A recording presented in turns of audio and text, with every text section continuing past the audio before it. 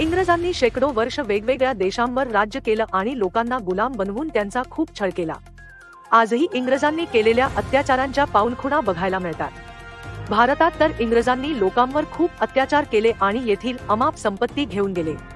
इंग्रजांनी मनुष्यांवर तर अत्याचार तर केलेच, सोबतच एका झाडालाही सोडलं नाही।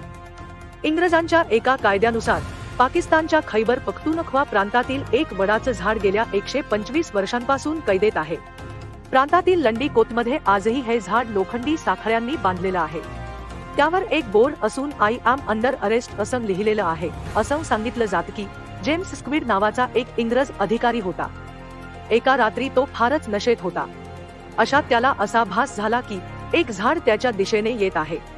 अधिकारी घाबरला आणि सोबत असलेल्या जवानांना त्याने आदेश दिला की या झाडा आत्ताच्या आत्ता अटक करा। मग काय, तेव्हापासूनच हे झाड कैदेत आहे। काही तज्ञांच्या मते हे झाड draconian frontier crime regulation FCR कायद्याचं उदाहरण आहे। हा कायदा ब्रिटिश शासनावेळी करण्यात आला होता।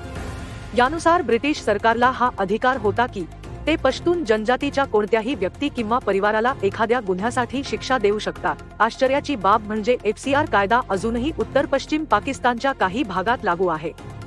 या कायद्यामुळे परिसरातील लोक अनेक अधिकारांपासून वंचित राहतात। कायद्यानुसार गुन्ह्याचा कोणताही पुरावा नसेल तरी सुद्धा या परिसरातील लोकांना अटक केली जाऊ शकते।